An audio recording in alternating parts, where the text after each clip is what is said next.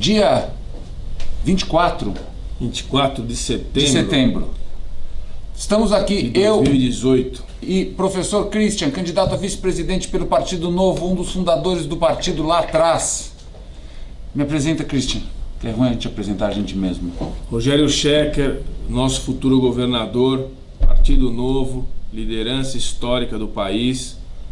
Para quem ainda não conhece, acho que poucos não conhecem, nosso candidato ao governo, parceiro de viagens pelo estado de São Paulo, amigo e futuro homem da resistência. Vamos lá, Cris. A gente resolveu fazer essa live, tem um monte de perguntas que as pessoas estão fazendo, tem vários pontos que a gente pode esclarecer e vamos pegar perguntas feitas aqui no live. Então a gente está com uma equipe aqui, dando uma mão pra gente, para pegar essas perguntas, passar aqui pra gente. Então perguntem pelo live, que a gente está aqui para isso. A gente vai fazer alguma coisa como 30, 40 minutos e o objetivo é, como sempre, Partido Novo, transparência. Transparência. Estávamos ontem na Avenida Paulista fazendo 2 microfones. Nenhum outro partido teve coragem até hoje de colocar um microfone em praça pública, na rua, com um monte de gente passando, escolher lugar que passa um monte de gente para responder qualquer pergunta. Qualquer pergunta. Não tememos, porque não devemos. Vamos em frente? É isso aí. Vamos começar por onde? Vamos começar aqui de falar assim de umas propostas assim iniciais de governo, não exatamente de programa de governo, porque os programas do governo eles estão no meu site rogerioschecker.com.br, no site do João e do Christian. Como é que eles acham o plano de governo? No novo.org.br. Acham lá o programa nacional. Então vocês têm lá o programa de governo nacional, programa de governo estadual, no rogerioschecker.com.br. Aqui é legal da gente falar de alguns conceitos, do que está por trás desses planos de governo, o que a gente pretende fazer e, mais importante, responder as perguntas de vocês. Vamos lá? Deixa então começar, Cris. Deixa eu falar sobre alguns conceitos que estão por trás do nosso plano de governo, não o que está escrito lá escancaradamente. Está numa cartinha de apresentação, mas é bom reforçar. A gente tem 3 eixos, um eixo onde a gente vai atrás dos focos do nosso governo. Saúde, educação, segurança é o que precisa nesse país e que não tem, e que é fácil prometer, mas é difícil implementar por causa da política velha. Muita gente pergunta pra gente, mas tem alguns pontos que vocês estão falando que são parecidos com uns dos outros. Tem uns pontos parecidos, tem pontos da educação, saúde e segurança, que está na cara, qualquer um sabe que tem que ser feito, só que ninguém implementa. Por quê? Porque ninguém dessa política velha teve coragem até hoje de cortar privilégios, cortar corrupção e enfrentar as máquinas que acabam funcionando na eleição. Então a gente vai atrás disso, cortar privilégio, ninguém vai morar em palácio, não vai ter carro chapa preta, não vai ter chefe de cozinha. Em São Paulo vamos cortar o número de secretarias pela metade, vamos propor para a Assembleia cortar em 1/3 o número de deputados estaduais. E é assim que a gente vai dar o exemplo. E a maior economia nem vem disso. Isso é para dar o exemplo, para cortar na carne lá de cima. A maior economia vem de eficiência por causa desse ponto que eu quero passar para você agora. E aí a gente vê se já começa a ter pergunta. Vamos lá. Não dá para você implementar o que você está prometendo na campanha se você fez coligação com um monte de partido e depois vai ter que pagar essa dívida eleitoral. Por quê? Porque você vai ter que pagar essa dívida eleitoral com cargos. E a hora que você dá cargos para os outros, o mandato não é mais seu. É simples assim, só que ninguém da política velha teve coragem de se eleger assim até agora. Então nós do Partido Novo estamos nessa porque é assim que a gente vai ter uma chance muito maior de governar e implementar o que tem que ser feito. Então é um conjunto de capacidade de implementação das coisas óbvias que tem que ser feitas, mas a política velha não consegue, junto com cortes, diminuição da máquina, diminuição do Estado, corte de cargos comissionados, economia, cortar na própria carne, viver com simplicidade, não apenas porque é mais eficiente, mas como é um exemplo que a gente tem que começar a estabelecer aqui no Brasil. Olha, tudo que o Schecker acabou de falar replica-se para o plano nacional.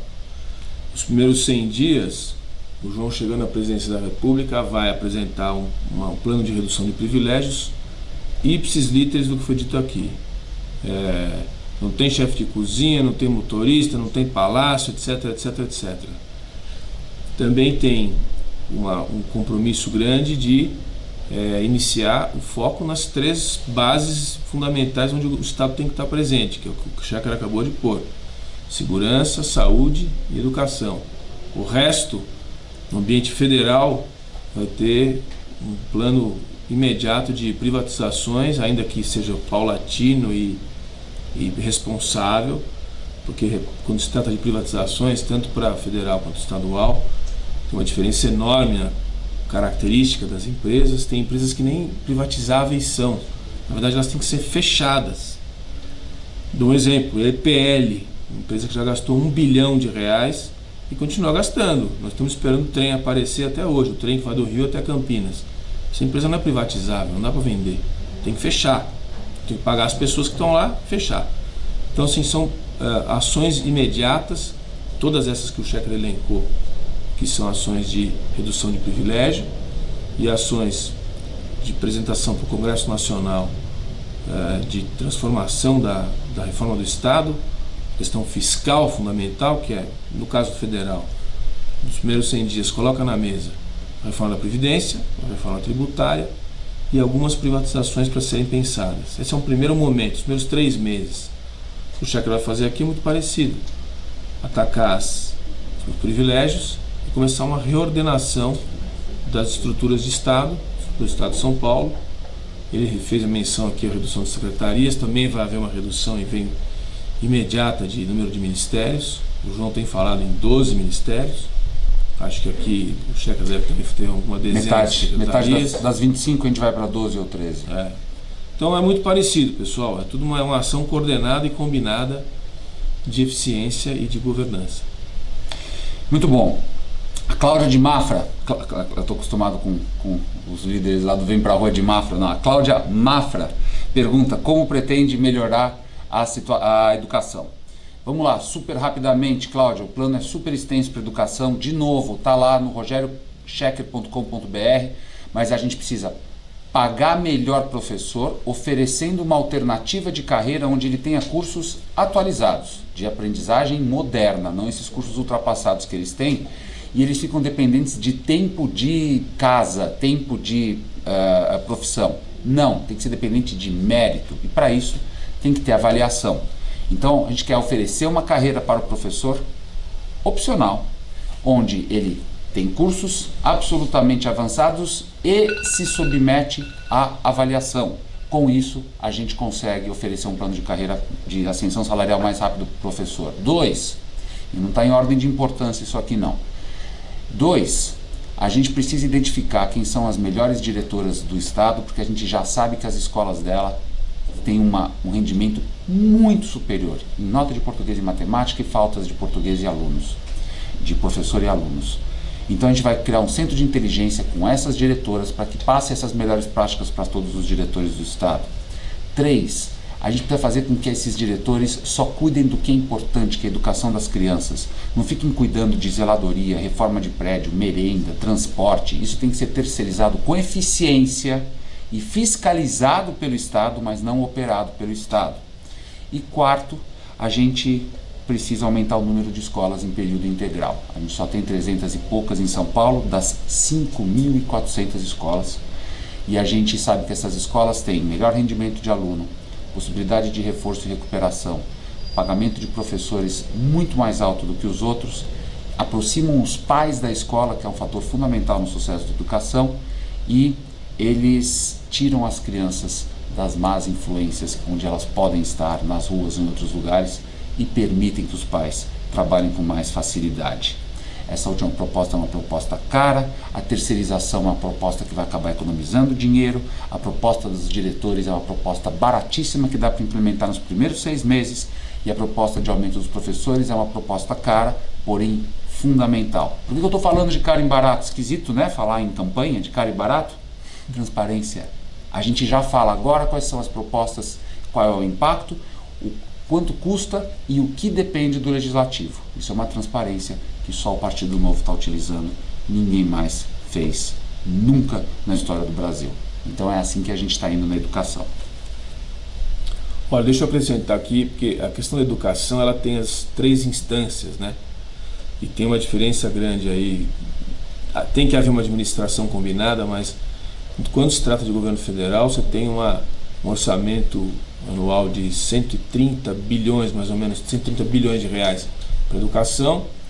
No plano federal, o que vai ser feito é uma mudança difícil de fazer, mas necessária, de redução, de transferência de recursos para a área universitária, da área universitária para a área do ensino básico fundamental. Quer dizer, a gente vai fazer com que quem pode pagar nas universidades possa pagar pelo menos parcialmente, para que esse recurso seja transferido para o Fundeb e o Fundeb então implemente educação para básica e fundamental. Hoje 57% da educação, do orçamento da educação é gasto com 3,5 milhões de universitários. A gente acha que isso está errado. A gente tem que investir nas bases para as futuras gerações.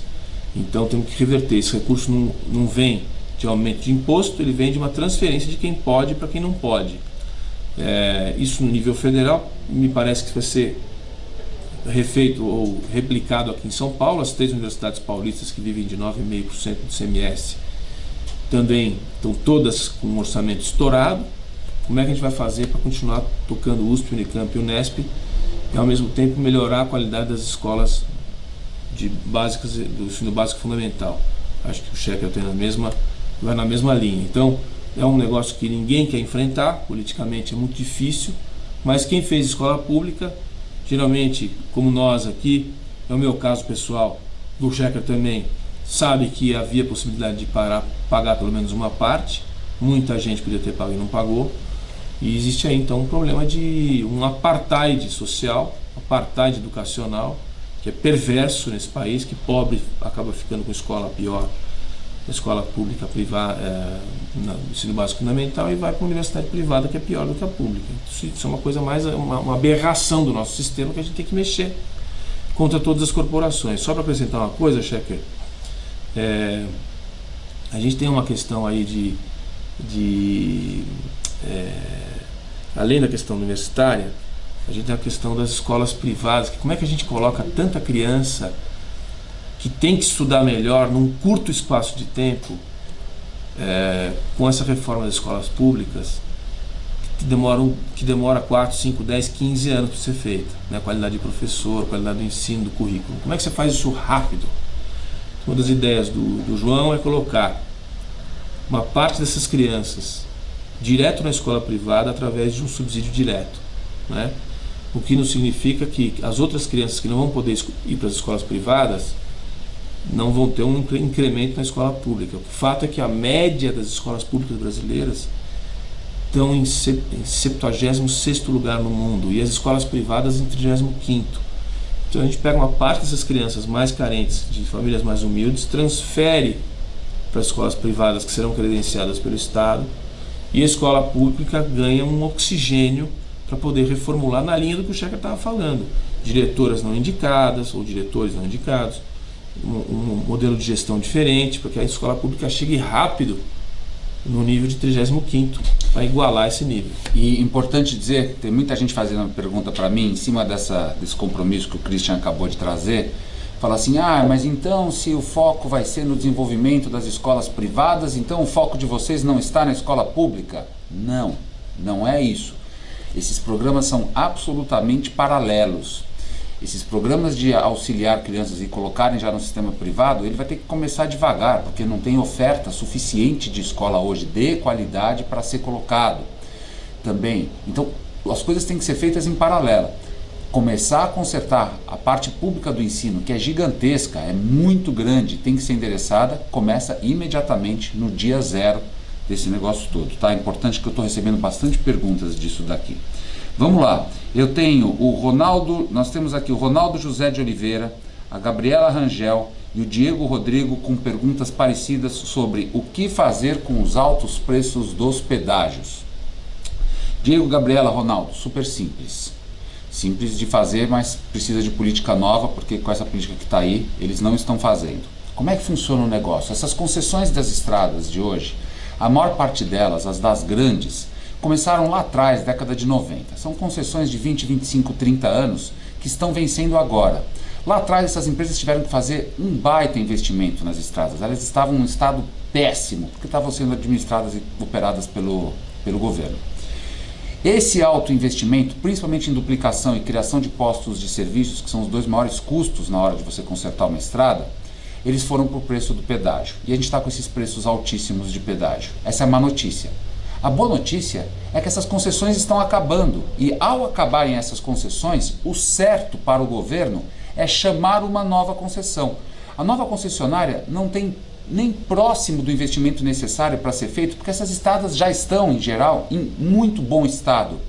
Com custo de operação muito menor, elas podem cobrar e devem, e vão cobrar, um pedágio muito, muito inferior. Mas eu não estou falando de 10% a menos ou 20% a menos. Eu não tenho esses cálculos, mas eu imagino que seja alguma coisa como que pode chegar à metade desse pedágio, porque não existe o mesmo investimento e nem o mesmo risco jurídico que existia quando eles fecharam isso lá atrás, porque é uma coisa que já está sendo feita e está dando certo. Shekhar, por que isso já não está sendo feito? O que está acontecendo? O que está acontecendo, meus queridos, é que o governo está estendendo essas concessões em troca de outras obras que a concessionária oferece. Então ela oferece um trevo aqui que pode ajudar, principalmente se ele for feito e inaugurado em ano eleitoral, pode ajudar politicamente, faz um preço camarada em troca do prolongamento da prorrogação desses contratos de concessão. Ganha o governo, ganha a concessionária, perdemos quem? Para variar, nós, povo. O que a gente tem que fazer? A ação. No governo é fácil, é só não criar esses aditivos para prorrogar. Só que aqui vai o meu chapéu cidadão. A gente tem que fazer pressão no governo para que o governo não prorrogue essas concessões. Tem que ficar de olho no governo, porque se a gente deixa, eles continuam prorrogando e os preços continuam altos. Olha, Shekhar, eu recebi uma pergunta aqui que tem sido recorrente de um tema muito pouco tratado em todos os debates políticos, mas importante que a gente tem posição, que é a questão da ciência. A pergunta é do Vitor Favorito.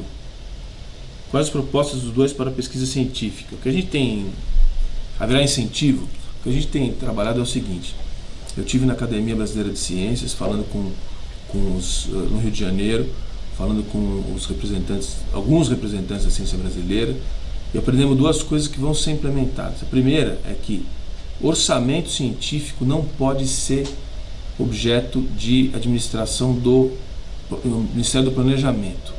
Porque ciência é o seguinte: se você colocou o recurso lá, é longo prazo. Você não pode interromper ciência. Interromper, você mata o que você fez antes e não consegue construir depois.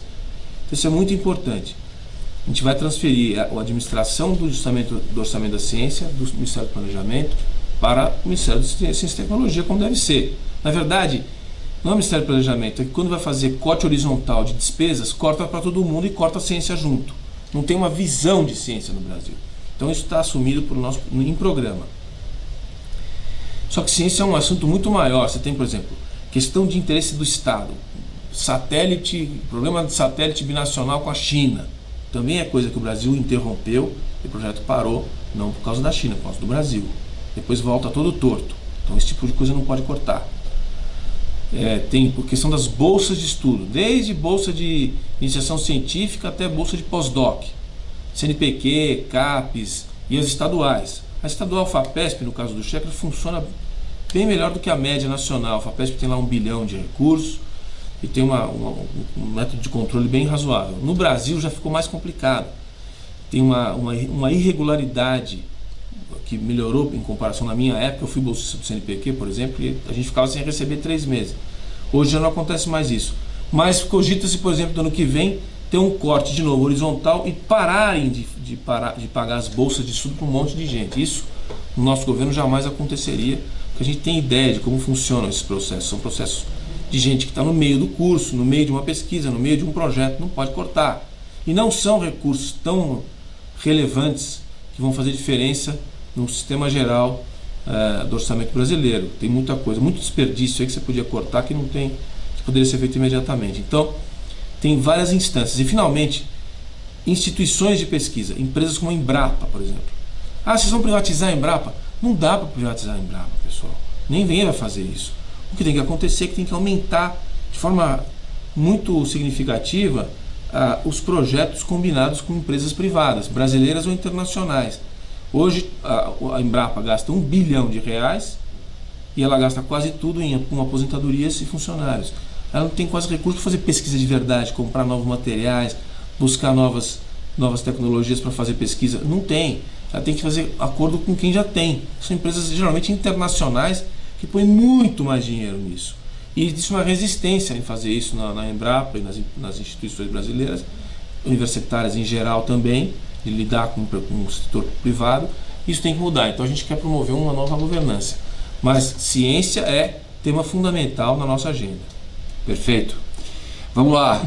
Tem uma pergunta aqui, Cris, que eu acho que até mais para você do que para mim, dá para responder. Eu acho que a gente já sabe qual é a resposta, mas é importante trazer. A Agnes Welter está perguntando, falando: São Paulo não aguenta mais tantos sindicatos. O que fazer com relação a isso? Isso passa por uma legislação nacional. Dá uma tocada rápida nisso, porque é importante as pessoas saberem a nossa posição a respeito. A reforma trabalhista, recente reforma trabalhista tão questionada, ela teve, entre umas coisas boas que aconteceram, foi essa. Acabou, e acho que permanentemente, porque ainda há resistências, a contribuição compulsória para os sindicatos, patronais e trabalhadores. Você só vai contribuir com o seu sindicato se você quiser, o patrão e o trabalhador. Se não, não tem. A gente acredita, tanto quanto o nosso partido já funciona assim, como qualquer instituição de representação, que ela tem que funcionar de acordo com a vontade das pessoas que fazem parte. A instituição presta um bom serviço, as pessoas contribuem. Do cliente, não presta serviço, não contribui e acaba. Que é o que tem que acontecer com esse país que tem 17 mil sindicatos. O segundo país do mundo que tem mais sindicatos tem 195. Já viu um negócio mais absurdo do que esse? Isso aqui é uma indústria de sindicatos. Paulinho da Força estava aí até a semana passada vendendo certificado no Ministério do Trabalho. Vendendo, intermediando venda de autorização de sindicato para os novos sindicatos no Brasil, que é um big business, tá certo? Então tem que acabar com isso daí. Acho que nós estamos no caminho de acabar. Mais do que isso, acho que a gente tem que fazer com que os sindicatos saiam do universo dos anos 60, que é a história de vamos aumentar salário, para ver o que vai fazer com o universo do trabalho, porque o universo do emprego está acabando. Há trabalho, mas emprego é um artigo em processo de escassez no mundo e no Brasil também. Os sindicatos deviam estar estudando todos os dias como garantir trabalho e não como aumentar salário e garantir emprego, porque isso aí é coisa dos anos 60, amigo. Já foi. Esses caras pararam no tempo, entendeu? E a gente vai trabalhar certamente no governo federal para que os sindicatos entrem no mundo moderno, cheguem ao século XXI.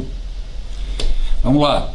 Ronaldo José de Oliveira tinha feito uma pergunta de pedágios, a gente já passou por isso. Também pergunta se a gente continuará a ser assaltado pelo ICMS e IPVA. Dois casos diferentes. Tem coisas que são inegociáveis no partido. Aumento de imposto é uma delas. Não haverá aumento de imposto nas gestões do Partido Novo. O Ronaldo pergunta de ICMS e IPVA. O nosso objetivo é, com o tempo, poder abaixar impostos. Seria super fácil e populista para mim aqui falar assim, vamos abaixar impostos. Sabe por que eu não falo? Porque eu acho muito difícil que nos primeiros 4 anos a gente consiga já melhorar os serviços de sobrevivência que a população precisa no estado de São Paulo, educação, saúde e segurança. Isso é sobrevivência. Por que eu falo isso? Porque os primeiros dinheiros que comecem a aparecer com a diminuição da máquina, com a eficiência, a modernização dessa máquina, uma máquina mais eficiente, na nossa opinião, em São Paulo, isso vale para São Paulo, tá? Ela não pode ser imediatamente reduzida de impostos, porque a gente tem que começar a ajudar pessoas que estão morrendo por causa da falta de segurança, pessoas que estão morrendo por causa da precariedade da saúde. Então, o primeiro uso da eficiência da máquina vai para ajudar as pessoas. Com o tempo, nós enxergamos a possibilidade de diminuir esses impostos. Não faz parte dos nossos compromissos para um mandato de 4 anos, porque nós somos realistas. O IPVA é um outro caso. O IPVA é diferente, existe uma enorme discrepância entre o IPVA de São Paulo e de outros estados. Gera uma competição de comprar carro lá, trazer para cá. a gente precisa estudar esse caso e analisar a redução do IPVA, inclusive fazendo com que essa máquina, em geral, seja menos corrupta e mais eficiente para a gente poder cobrar menos, porque uma boa parte de todos os custos de serviços acaba saindo pelo ralo da corrupção. Tem alguma coisa aí, Cris? Tem uma pergunta sobre juros. Opa. O velho problema dos bancos. Olha, pessoal, na nossa visão, o juro é alto por duas razões. Volta, Cris. Inclui na pergunta, que eu acho que a resposta vai acabar matando as duas.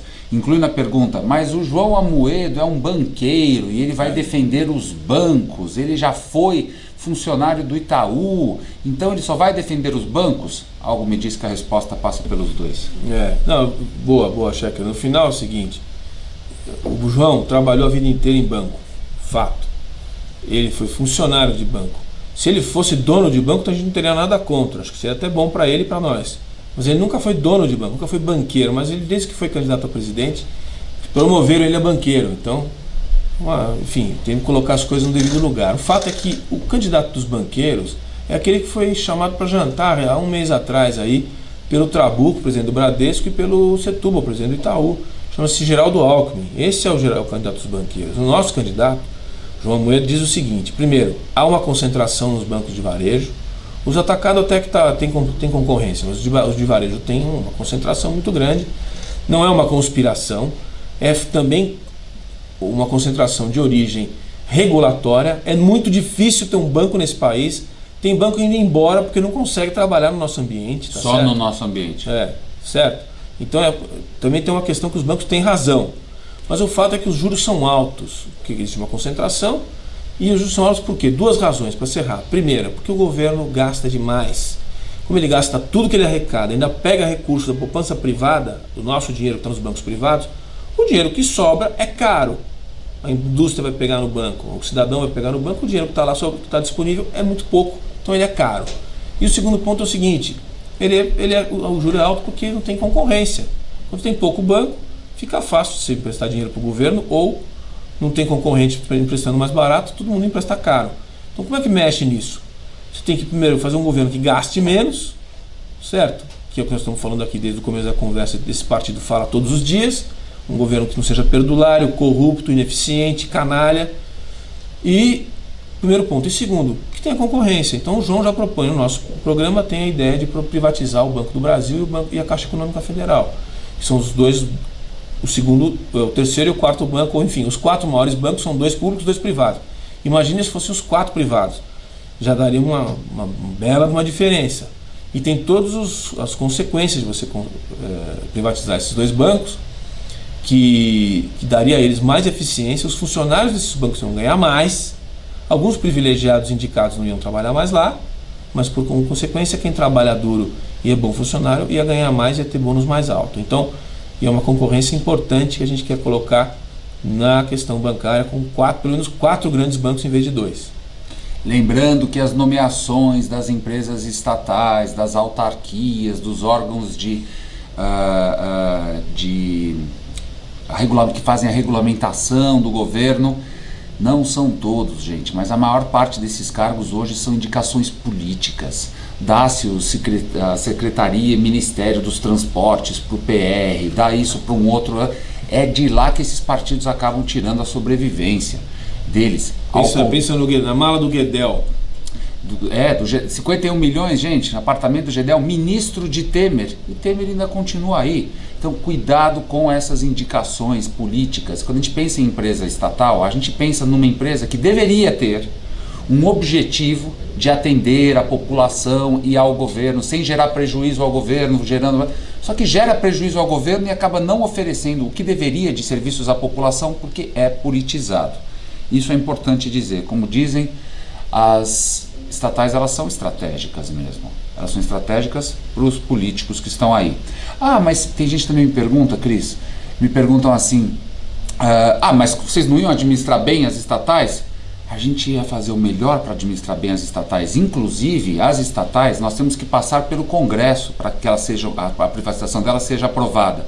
E a pergunta que não fizeram aqui, que coloca a gente numa saia mais justa, é a seguinte: mas se o Congresso não aprova, o que vocês fazem?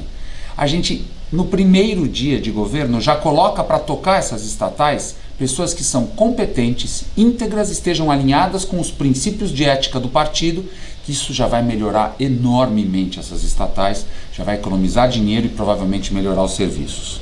Isso significa dizer, por exemplo, na Petrobras não haveria congelamento de preço durante 10 anos no preço da gasolina. Isso daí é populismo, isso não é política econômica, é populismo que chama.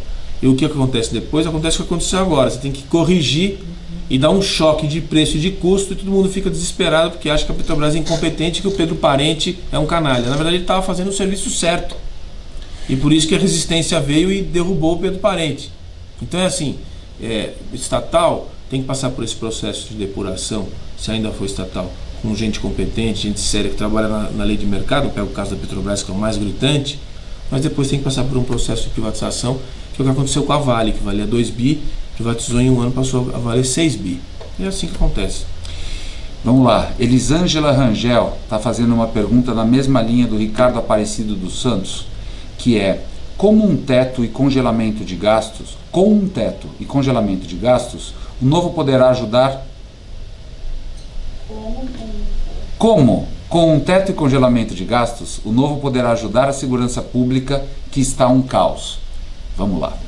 Não tem congelamento de gastos específicos, você tem um teto de despesas. Agora, essa resposta aqui eu faço questão de não apenas tocar na questão da segurança, mas tocar na questão do emprego.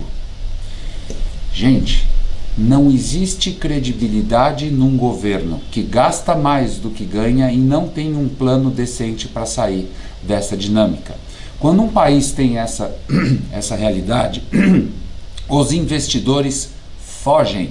Quando os investidores fogem, você tem menos negócios no país. Quando você tem menos negócios no país, você tem menos emprego e menos trabalho. A questão dos empregos, que também tinha sido perguntada aqui antes, deixa eu ver se eu acho o nome da pessoa. Vamos lá, a questão do emprego, ela não pode existir consistentemente, sustentavelmente, num país que não tem equilíbrio fiscal. Equilíbrio fiscal é pintado pela esquerda como uma coisa de banqueiro. Não, é de credibilidade. Você investiria e daria dinheiro para uma pessoa que está quebrada, e continua gastando mais do que ganha? Qual a credibilidade que uma pessoa dessas tem com você, se ela poderia economizar e não economiza? Essa é a nossa situação. É por isso que o equilíbrio fiscal é fundamental. Não tem país no mundo que tenha desequilíbrio fiscal sustentável como o Brasil. Não tem proposta. Os políticos, os candidatos atuais, principalmente os da presidência da República, se recusam a falar disso. O Amoedo vive falando, se recusam a falar disso. Alguns outros falam também, para ser justo. Mas grande parte deles se recusam a falar isso e escondem, porque não é popular falar que você vai ter que cortar. Tem que cortar. E para isso o básico é você ter um teto de gastos. Esse teto de gastos visa o equilíbrio fiscal, porque o nosso imposto está sendo muito mal utilizado. Que comece a usar direito esses impostos, sem privilégios, sem a corrupção de um Estado inchado que a gente tem hoje, para a gente poder começar isso. Então, a segurança, a educação, a ciência, a saúde estão dentro desse teto. Tem que se deixar de fazer coisas secundárias que não são diretamente relacionadas à educação, saúde e segurança, e deixar de escorrer dinheiro pelos ralos da corrupção e da politicagem. Uma politicagem que esse ano está tirando 1 bilhão e 600 milhões de reais que poderiam ir para a segurança, que poderiam ir para a saúde, que poderiam ir para a educação, está indo para campanhas eleitorais. Vai lá no Tchau Queridos, lá do Vem Pra Rua, o tchauqueridos.net.br, e vai lá ver quais foram os políticos que votaram a favor desse aumento de 1 bilhão e 600 milhões de despesas eleitorais. Esses caras estão destruindo o Brasil. Não é a lei do teto e não tem congelamento de gastos na linha menor. Isso é uma falácia que está tentando ser vendida pela esquerda. Aliás, esses dias eu vi um programa de televisão, 5 bilhões de reais que localizaram mais um desses estouros de previdência, de desvio de previdência. 5 bilhões, pessoal. Pega o dólar aí do jeito que está, mais de 1 bilhão de dólares de desvio de previdência. Quer dizer, está sobrando o recurso, né? Então tem muita gordura, muita administração ruim para ser mexida antes de mexer em aumento de gasto. Tem uma pergunta aqui, Shecker, sobre esporte, que é uma questão pouco falada, né, mas é importante. A pergunta do Carlos Patrício. Na nossa administração, o esporte e a cultura vão se juntar à educação, como já foi no passado, Ministério da Educação, Esporte e Cultura. Você pega muito o que o Bernardinho fala, que é o nosso embaixador aqui do partido, que é uma pessoa que deve entender um pouco de esporte, né? As pessoas ainda ficam chamando o Agnello, como é que chama o ex-ministro, Agnello do PCdoB, que está fazendo campanha agora, uma figura trágica, que foi ministro dos esportes durante o período olímpico, e deve saber o que é esporte daqui até a esquina. O Bernardinho, que é uma pessoa que deve entender um pouco, ele diz o seguinte: a gente não precisa de grandes recursos para fazer o esporte, o que a gente precisa é, nas escolas, ter o esporte como uma disciplina e depois garantir, por exemplo, o espaço do esporte nas escolas. É o suficiente. Não adianta fazer estádios como a gente fez, parque olímpico como a gente fez, e qual foi o legado que ficou? Zero. Aliás, estão abandonados boa parte dos estádios e do parque olímpico. Todo esse recurso que foi gasto do contribuinte, dos nossos impostos, deveriam ter sido gastos na educação através do esporte, porque esporte é educação, é disciplina, é saúde, é aprender a perder, aprender a ganhar, aprender a respeitar os mais velhos, respeitar a regra. O que mais importante do esporte é isso, né? Isso tudo é um recurso relativamente baixo em relação ao que se gastou com essas obras megalomaníacas que o Brasil gastou no período PT, e o resultado está aí, mais prejuízo para as contas públicas. Pessoal, a gente está aí com 36 minutos de live, a gente tinha falado que ia fazer 40, então vamos começar a caminhar para o final. Tem um monte de pergunta aqui, a gente está com um monte de gente assistindo ao vivo, então a gente não vai conseguir responder todas. Tem aqui perguntas de quais propostas para o transporte público. Aqui em São Paulo a gente vai incrementar metrô, fazer linha de metrô mais rápido, melhorar CPTM com esse serviço horrível que é oferecido, tudo isso em parceria com a iniciativa privada, porque não adianta, o governo não tem dinheiro para fazer investimento nisso. O Glauber pergunta como vê o polo de Guarulhos, tão esquecido pelo PSDB e massacrado por 8 anos de PT. É um absurdo, mobilidade é absolutamente fundamental em Guarulhos. Aí você começa a ligar as coisas, porque transporte público não chega de qualidade em Guarulhos por causa de politicagem.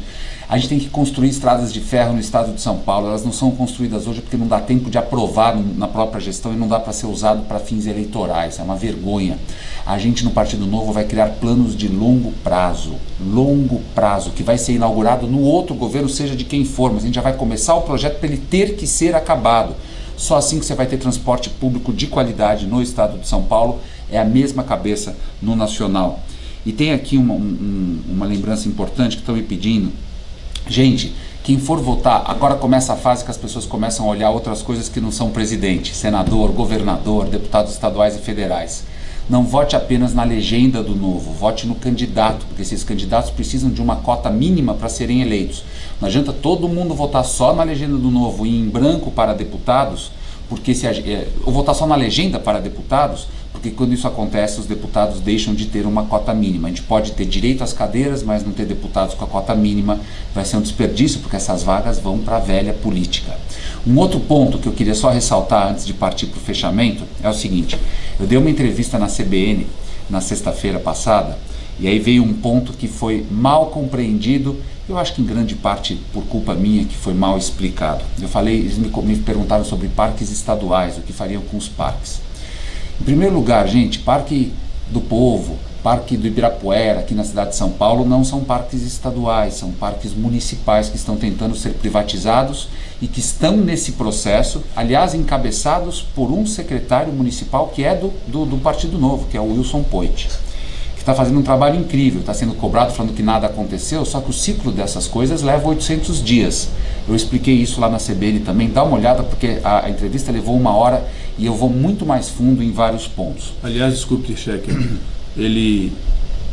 se essa prefeitura entregar alguma coisa, desde que ela foi eleita, aliás já trocou o prefeito, vai ser o trabalho do Poit, que é a única secretaria que tem desde o começo um plano de trabalho e vai entregar, se conseguir romper com as forças do atraso, as forças do mal, vai conseguir entregar alguma coisa, porque essa prefeitura até agora não entregou nada, amigão. E muito do que está sendo atrapalhado lá é governo estadual, que está agora querendo clamar que tem posse do Parque do Ibirapuera, do Pacaembu, de coisas lá de trás, que não tinham feito isso na época de audiências públicas. Isso não está certo que está sendo feito pelo governo estadual, que está atrapalhando essas privatizações. Mas está no ciclo, são ciclos longos, quando começa a acontecer, começa a sair. Aos parques estaduais, gente, São Paulo, o governo do estado de São Paulo está com um monte de área no interior do estado, não estou falando desses parques que já são de acesso ao público e vão continuar com acesso gratuito, lógico, mas tem parques que estão fechados porque o governo não tem dinheiro para colocar funcionário para cuidar, funcionário para oferecer segurança de quem entra. Isso tem que ser feito iniciativa com parceria com a iniciativa privada para reabrir esses parques. Alguns desses parques vão poder viver de serviços, você vai fazer alguma coisa, você paga e a iniciativa privada é remunerada para isso. Outros talvez exijam algum tipo de pagamento baixíssimo para que eles possam se restabelecer. Provavelmente com o tempo esse pagamento vai embora porque ele passa a ser explorado. Eu não estou falando dos parques que já são públicos e gratuitos, já existem hoje para as pessoas irem. Estou falando de áreas que não são abertas hoje ao público. Pode ter trilha de bike, você pode fazer coisas de escalar algumas pedras, tudo assistido. A gente precisa fazer isso com segurança. Para fazer isso com segurança, a gente precisa de algum tipo de investimento que vem da iniciativa privada e pode gerar algum tipo de pagamento. Não tem perda. Os parques todos atuais, Parque do Povo, Parque do Ibirapuera, as dezenas de parques em São Paulo e outros que já são utilizados, continuam sem pagamento. Eu queria deixar isso muito claro. Deixa eu fazer meu fechamento aqui, aí eu passo a palavra para o Christian. Pessoal, aqui no estado de São Paulo, nós estamos há 24 anos com o PSDB. Alguém está a fim de ficar 28? A gente sabe onde a gente chegou. Você tem a sua própria opinião sobre saúde, educação e segurança do estado, que são as funções básicas de um governo do estado.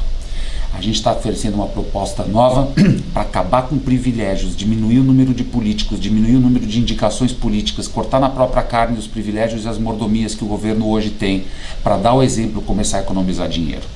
A gente tem dinheiro suficiente em São Paulo para oferecer serviços muito melhores do que a gente tem hoje. O orçamento é de 220 bilhões de reais por ano, gente. E ele está sendo usado em grande parte em politicagem. A gente precisa renovar tudo. E a gente já sabe que PSDB, PMDB, PT, PSD é farinha do mesmo saco, farinha velha. Enquanto a gente não renovar isso, a gente não vai ter resultado diferente. Se você votar útil no primeiro turno para tentar salvar isso ou aquilo, você deixa de dar uma sinalização de que a gente quer renovação. O Partido Novo propõe a renovação em 2018, pela primeira vez em muito tempo. Você tem a alternativa à política velha. Mostre para esses políticos que estão aí que você quer essa renovação. Se você votar diferente, depois fica difícil de reclamar. Pesquise a gente, não vá cegamente, vai ver de onde a gente veio, qual é a nossa proposta. Nenhum outro partido está fazendo live entre candidato ao governo junto com o candidato à vice-presidência. Tem uns aí que nem se falam muito, porque um é de um partido, o outro é do outro, né, Cris? Então isso daqui é inédito, fazer live aberta respondendo pergunta do público, parar na rua comprar. Por quê? Porque a gente não teme. Ah, mas vocês vão conseguir fazer diferente? A gente já está fazendo diferente. Essa é a prova de que a gente vai fazer diferente e usar esse dinheiro do povo como sempre deveria ter sido feito. Vamos com a gente, acredita, cuidado com as pesquisas, porque elas não vão deixar você demonstrar que você quer renovação. Super obrigado pelo tempo. Isso aí, Checker, eu vou falar muito pouco, é isso, endosso tudo que falou o Checker. A gente está trabalhando bastante nessas eleições, faltam 2 semanas para o dia 7 de outubro. A gente tem aí um trabalho intenso, cada vez mais intenso até o último dia. Vamos evitar o voto útil, pessoal. O voto útil é uma coisa que faz mal para o Brasil. A gente já votou muito útil nesses últimos anos, nesses últimos 30 anos. E foi inútil. E o resultado foi isso aí que a gente viu. Olha onde a gente chegou. Então vamos aproveitar que são 2 turnos, vota com a sua convicção. Nós temos aqui um bom projeto, nós estamos oferecendo um projeto diferente, genuíno, inédito, nacional e em vários estados federais, com Checker em São Paulo. Então assim, é a nossa chance. O Brasil está vivo, tem alguns países aí que já morreram, nós ainda estamos vivos, mas se a gente não prestar atenção, a gente corre o risco de morrer também. Então, vamos aproveitar essas eleições, vamos votar com convicção. Quem gosta do que a gente está falando, quem gosta do que a gente está construindo, se aproxima, vota no novo, vota 30, que a gente vai fazer um bom papel. Beleza? Vamos junto, galera, vamos renovar tudo.